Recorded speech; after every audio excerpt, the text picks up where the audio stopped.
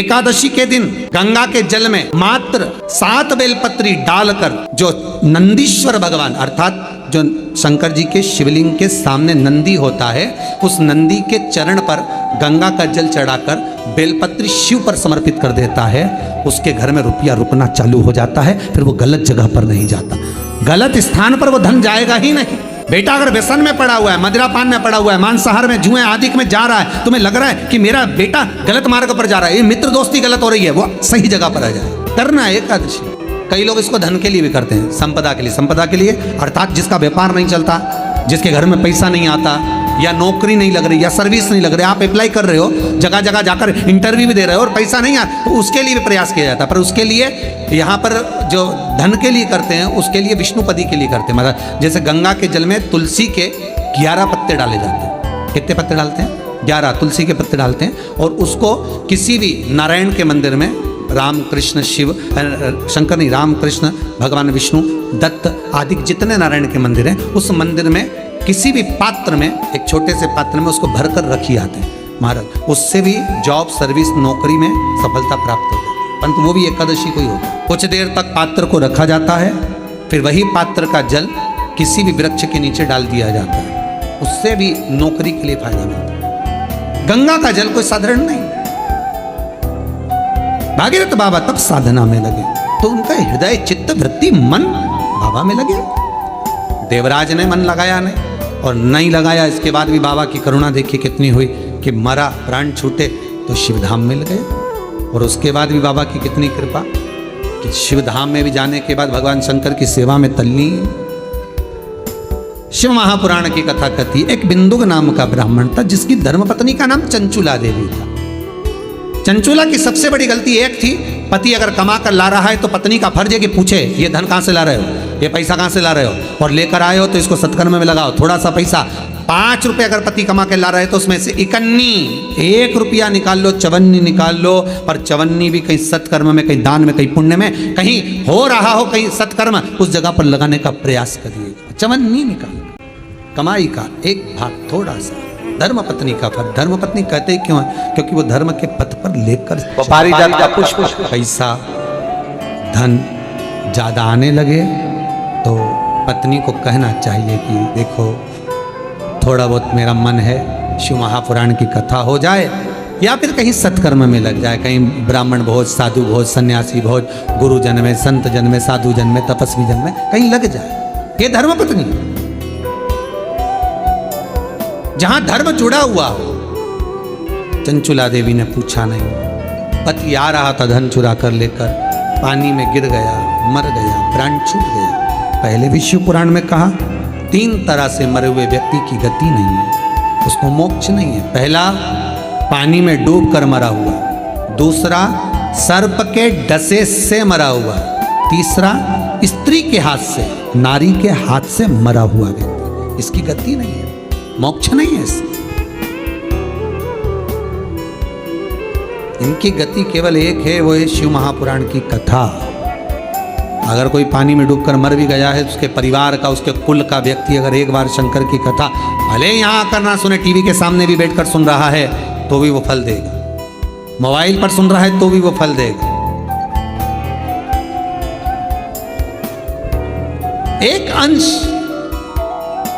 हम माताओं से निवेदन करते हैं, बार बार कहते हैं, स्त्री के गर्भ में अगर कोई कुंवारी अवस्था का मर गया, 3 महीना, 4 महीना, 6 महीना, 8 महीना, या जन्म लेने के बाद कुंवारी अवस्था में कोई शांत हो गया हो, कोई मर गया हो, तो महाराज हम बार बार कहते हैं कि जिंदगी में एक बार शिव महापुराण की कथा का रसस्वादन अवश्य करें। जिससे क्यों? क्योंकि शिव पुराण में, अन्य पुराणों में स्पष्ट कहा गया है, कुंवारी अवस्था में मरने वाले का ना तो पिंड होता है, ना तर्पण होता है, ना तिलांजलि होती है, ना ब्राह्मण भोजन करे तो उसका भाग मिलता है, उसको उसका लाभ नहीं मिलता। भले तुम तिलांजलि करो, तर्पण करो, कुछ भी करो, उसका भाग नहीं मिलेगा।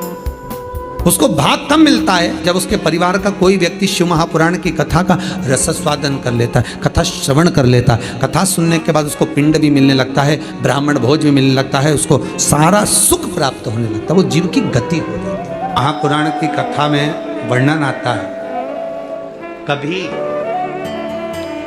यदि स्वप्न में सर्प दिख रहे हों, स्वप्न में यदि सांप नजर आते हैं, सर्प दिखते हैं, सांप नजर आते हैं, या अपने घर के पूर्वज पितर नजर आते हैं, पूर्वज दिखते हैं, पितर दिखते हैं, कोई मरकर चले गया, कोई शांत होकर चले गया, वो अगर दिखता है, बार बार नजर आता है, पितर दिखते हैं, कोई श्वेत वस्त्र में हमें पितर नजर आते हैं या सर्प नजर आते हैं, तो उसमें शिव पुराण कथा कहती है कि 4 पुष्प लिए जाते हैं। उसमें 3 पुष्प श्वेत होते हैं और 1 पुष्प लाल होता है। 4 पुष्प लिए जाते हैं। यदि सर्प दिखते हैं, पितर दिखते हैं, कोई मरा हुआ व्यक्ति बार बार नजर आता है, कोई मृत्यु के घाट पर उतरने के बाद कोई मुर्दा दिख रहा होता है, कोई नग्न नजर आ रहा होता है, तो 4 पुष्प लिए जाते हैं। 3 पुष्प होते हैं उसमें सफेद और 1 पुष्प होता है लाल। कहते हैं वो जो 4 पुष्प होते हैं वो भगवान शंकर का जो शिवलिंग होता है, जरा ध्यान देंगे, जैसे शिव जी का जो शिवलिंग है, इस शिवलिंग पर चारों स्थान पर 4 पुष्प अपने को रखना है। 3 पुष्प शंभो शंभो शंभो शंभो शंभो, 3 पुष्प, एक ये तो हो गई जलाधारी जहाँ से जल बहता है, 1 पुष्प यहाँ, 1 पुष्प यहाँ, 1 पुष्प यहाँ, ये तीनों जगह पर सफेद पुष्प आएंगे। और चौथा जो स्थान होता है जिसको अशोक सुंदरी की जगह कही जाती है, वहाँ लाल पुष्प आए। इन 4 पुष्पों को वापस उठा लिया जाता है। इन 4 पुष्पों को लाल वाले पुष्प से उठाना प्रारंभ करते हैं और फिर तीनों सफेद पुष्प को उठा लेते हैं। जो त्रिशूल होता है, जहाँ हरि और हर का मिलन है, वासुकी और शेषनाग का मिलन है, शक्ति का मिलन है, उन 4 पुष्पों को उस त्रिशूल के चरणों में रख दिया जाता है और बाबा को अपने मन का भाव कहकर त्रिशूल का स्पर्श कर कर वापिस आया जाता है। उसके बाद में ना मुर्दे दिखते हैं, ना पितर दिखते हैं, ना सर्प दिखते हैं, ना कोई नग्न व्यक्ति दिखता है। उसमें स्वप्न में अपने को ये सब कुछ दिखना बंद, ना कभी पितर दिखेंगे, ना कभी मुर्दे दिखेंगे और ना कभी कोई श्वेत वस्त्र में नजर कोई। क्यों? क्योंकि हरि और हर के मिलन का बिंदु है।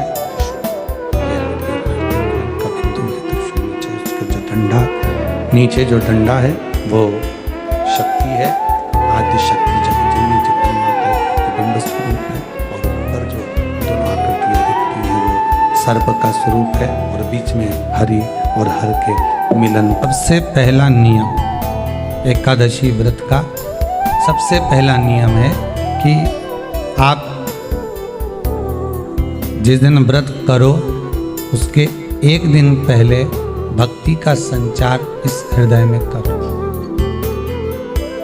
भक्ति का संचार इस हृदय में कर लीजिए। जिस दिन आप व्रत करो, जैसे एकादशी का व्रत कर रहे हो तो दशमी के दिन शाम का समय जब आवे, रात्रि जब होने लगे, शाम का समय आवे और रात्रि का आप जब भोजन ग्रहण करो तो उस भोजन में कोई ऐसा पदार्थ ग्रहण मत करिए जिस पदार्थ के कारण आपकी एकादशी बिगड़ जाए। कोई बेकार भोजन हमें ग्रहण नहीं करिए, श्रेष्ठ भोजन ग्रहण करिए दशमी। और एकादशी का दूसरा नियम बहुत ध्यान से सुनिएगा।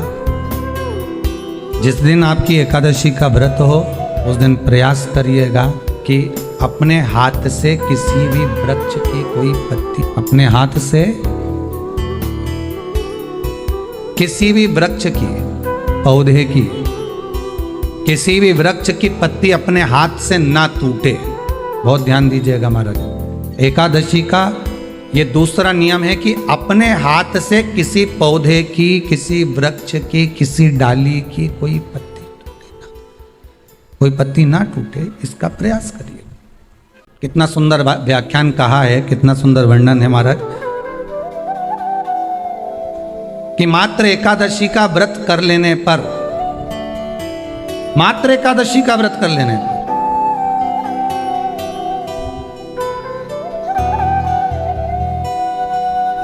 जो पूर्व में किया गया हमारा पाप कर्म है, हमने किसी जीव की हत्या करी है, हमने किसी को कष्ट प्रदान करा है, हमने किसी को अपशब्द कहा है, हमने किसी को ताने दिए, हमने किसी को आड़ा टेढ़ा कहा है, हमने किसी को गालियां दे दी है। मात्र एकादशी का व्रत ही कर लेने पर ये सारे जो दोष हैं वो समाप्त हो जाते हैं।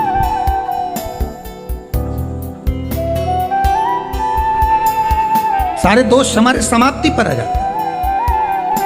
अब एक विचार करिएगा थोड़ा सा अपने मन में, अपने चित्त में, अपनी वृत्ति में एक बात उतारिएगा। एक अपने मन में एक बात को उतार कर रखिएगा कि आप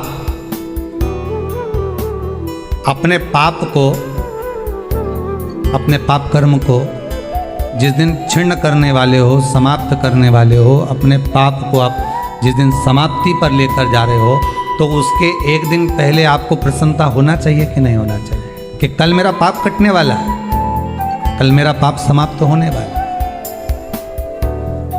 जो मैंने पाप कर्म करा है वो समाप्त होगा, जो मैंने पाप कर्म करा है वो कल समाप्त हो जाएगा। तो एक दिन पहले आपके चेहरे पर प्रसन्नता हो कि ना हो, और चेहरे पर वो प्रसन्नता आपके आना चाहिए कि कल मेरा एकादशी का व्रत है, आज दशमी है, कल एकादशी का व्रत है, तो कल मेरी जब एकादशी का व्रत रहेगा तो मेरा ना जाने कितना कितना पाप, कितना असत्य, कितना झूठ, कितना प्रपंच वो समाप्त हो जाएगा। इसमें मुझे प्रसन्नता हो, इसमें मुझे आनंद था। तो क्या कहा गया कि प्रयास करिएगा कि एकादशी के दिन कोई वृक्ष की, कोई डाली की, कोई कोपल की कोई पत्ती ना तोड़ी जाए। क्यों? तो कहा अगर उस पत्ती को हम तोड़ देते हैं, वृक्ष की पत्ती को या क्यारे में लगी हुई कोई डाली की पत्ती को हम तोड़ देते हैं, तो एकादशी का पुण्य फल प्राप्त नहीं होता, एकादशी का कोई फल हमारे खाते में नहीं जाता, पुण्य फल प्राप्त। अब फिर भले तुम, चाहे तुमने मोरधन खाया हो, चाहे तुमने फिर चिप्स खाई हो, चाहे तुमने फिर व्रत का कितना ही सामान खा गए और तुमने सोचा कि आज मेरी एकादशी है, तो फिर उसका कोई फल प्राप्त नहीं, उसका कोई। एकादशी कौन है, कहां से प्रगटी है? माया? नहीं, एकादशी है कौन? क्यों इसकी इतनी प्रधानता है, क्यों इसकी पुण्यता है? ऐसा क्या है एकादशी में जो इसकी पुण्यता मानी जाए? कौन है ये जो भगवान नारायण तक एकादशी का व्रत करते हैं?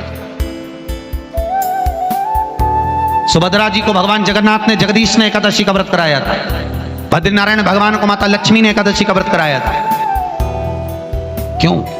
चंद्रायण एकादशी व्रत की माता। एकादशी है कौन? तो कहा जिसको व्रत करने पर भगवान नारायण भी जिसका व्रत करते हो, भगवान माता लक्ष्मी जिसका व्रत करती हो, वो एकादशी है कौन? तो शास्त्र वर्णन करता है महाराज, स्कंद पुराण का सुंदर चातुर्मास खंड के अंतर्गत वर्णन आया है महाराज। एक बार भगवान विष्णु आनंद में विराजमान थे, पद्मावती और माता लक्ष्मी दोनों उनके पास में विराजी हुई थी, दोनों बैठी। भगवान लक्ष्मी और पद्मावती दोनों बैठी, एक सिर के पास, एक चरण के पास। कुछ समय बाद वहीं पर ब्रह्मदेव का आगमन हुआ और ब्रह्मा जी आगमन पाकर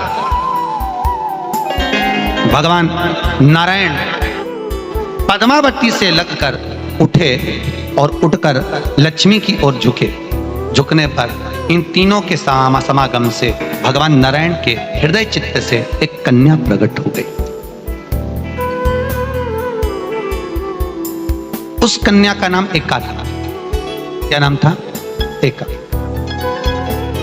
अब 10 उसके गुण इतने प्रबल थे, वो 10 गुण उसके बड़े प्रबल थे कि वो एका जिसको निहारती थी उसको संपदावान बनाती थी, जिसको देख लेती थी उसके जीवन में वो आनंद की अनुभूतियां करा देती थी। एका जिस मार्ग से जाती थी उस मार्ग के द्वार खोल देती थी। एका का पुण्य इतना पुण्य प्रखर। पद्मावती और लक्ष्मी ने कहा महाराज ये बेटी आपके द्वारा निर्मित हुई है, इसका कन्यादान करना चाहिए। हमारे यहाँ हिंदू धर्म में रीति है, जिस दिन कन्यादान करा जाता है उस दिन व्रत रखा जाता है। अब आजकल रखते कि नहीं रखते मालूम नहीं, और कन्यादान करते समय व्रत रखा जाता है। व्रत रखना, एका का कन्यादान करना है। भगवान बोले कन्यादान करें, किसको दें? एका किसको दी? एका प्रदान किसको करी जाए, पुण्यता किसको दी जाए। भगवान नारायण ने उसी समय लक्ष्मी और पद्मा से पूछा, तुम बताओ पद्मा लक्ष्मी दोनों एका से पूछी, एका बताओ इसका पुण्य हम आपका हस्त कमल आपको प्रदान किसको करें, हम किसको दें। एका कहती है पिताजी, भगवान से कहती है नाथ कृपा करिएगा मेरे को, अगर प्रदान करना चाहती हो, अगर मुझे देना चाहते हो तो एक काम करो, एक काम करो। यदि आप देना चाहते हो तो भगवान एक काम, माता ने कहा कि पिताजी अगर कुछ देना चाहते हो तो ऐसी कृपा करो, संसार के मनुष्य अगर मृत्यु लोक में आकर के अंदर 2 एकादशी का भी पुण्य भाग अगर ग्रहण करते हैं तो ये एका उनकी होती है और वैकुंठ का राह खोल देती है। इनके जाने से पहले अगर मैं प्रवेश करती हुई जाऊंगी और इनके मार्ग को सुलभ बनाती हुई जाऊंगी, वो एका 10 गुण के कारण एकादशी। मानव की देह, मनुष्य का शरीर, ये भी नहीं आ रही। एक मानव की देह, मानव का शरीर, और उस मानव के शरीर में 5 कर्मेंद्री, 5 ज्ञानेंद्री और 1 मन, ये 11 रूपी इंद्रियां, इनको कंट्रोल में रखना बहुत कठिन। आज एकादशी का लोग व्रत करते हैं, करना भी चाहिए।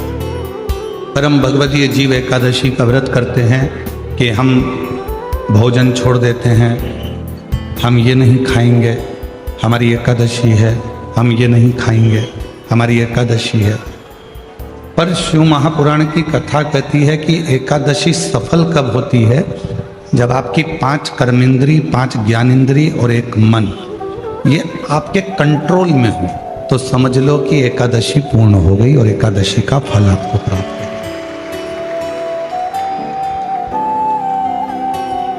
अब हमारी इंद्रियां हमारे कंट्रोल में नहीं है। नेत्र गलत देख रहे हैं, जिह्वा गलत बोल रही है, कान गलत सुन रहे हैं, श्रवण शक्ति गलत जगह जा रही है, नेत्र गलत जगह जा रही है, जिह्वा गलत बोल रही है। जब ये हमारी इंद्रियां हमारे कंट्रोल में नहीं होंगी, जब ये हमारी इंद्रियां हमारे संयम में नहीं होंगी, तो हम कितना भी व्रत कर लें, हम कितना भी उपवास कर लें, हम चाहे कितने भी भूखे रह लें, तो भी उस व्रत का फल नहीं मिलेगा।